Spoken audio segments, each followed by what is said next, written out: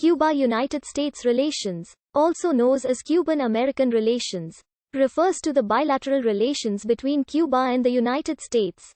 Cuba and the United States restored diplomatic relations on the 20th of July 2015. Relations which had been severed in 1961 during the Cold War.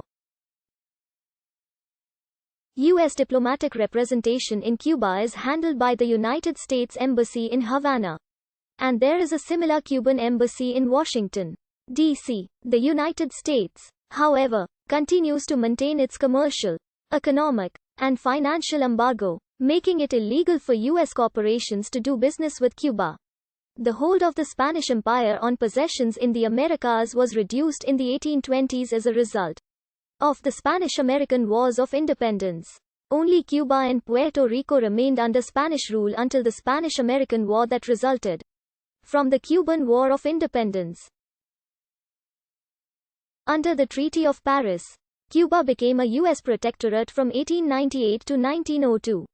The U.S. gained a position of economic and political dominance over the island, which persisted after it became formally independent in 1902.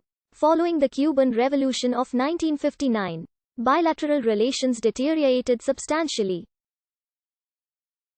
In October 1960, the U.S. imposed and subsequently tightened a comprehensive set of restrictions and bans against the Cuban government, ostensibly in retaliation for the nationalization of U.S. corporations' property by Cuba.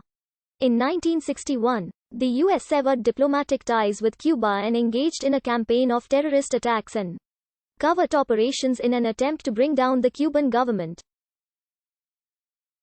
The 1961 Bay of Pigs invasion, the 1962 Cuban Missile Crisis, and American efforts to stand up to Fidel Castro's attempts to spread communism throughout Latin America and Africa, are main highlights of U.S. antagonism towards Cuba during the Cold War.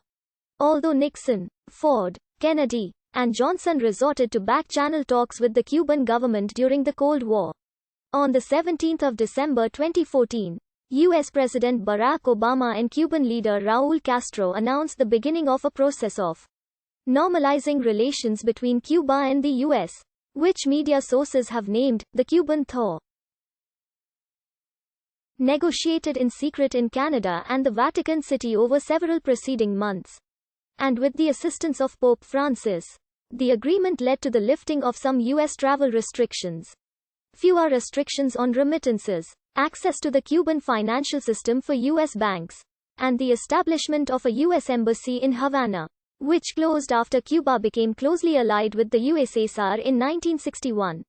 The countries' respective interest sections in one another's capitals were upgraded to embassies. On the 20th of July 2015. On the 20th of March 2016, President Barack Obama visited Cuba, becoming the first U.S. president in 88 years to visit the island. On the 16th of June 2017, President Donald Trump announced that he was suspending the policy for unconditional sanctions relief for Cuba, while also leaving the door open for a better deal between the U.S. and Cuba. On the 8th of November 2017, it was announced that the business and travel restrictions which were loosened by the Obama administration would be reinstated, and they went into effect on the 9th of November. On the 4th of June 2019, the Trump administration announced new restrictions on American travel to Cuba. On the 22nd of October 2020, Cuba Foreign Minister Bruno Rodriguez has presented an annual report on Cuba's experience of the economic blockade with the U.S. to express its effects on Cuba and the Cuban people before the voting in meeting of UNGA, which will be held in March 2021. The author criticized the blockade of the U.S. by calling it against the international laws that restrict the basic living of people and a question on humanity. How any country put another country's social development under assault? Quote.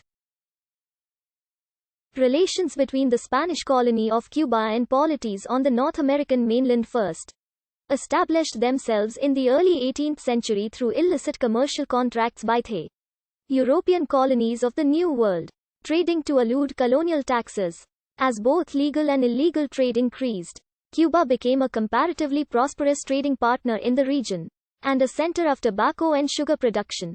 During this period, Cuban merchants increasingly traveled to North American ports, establishing trade contracts that endured for many years.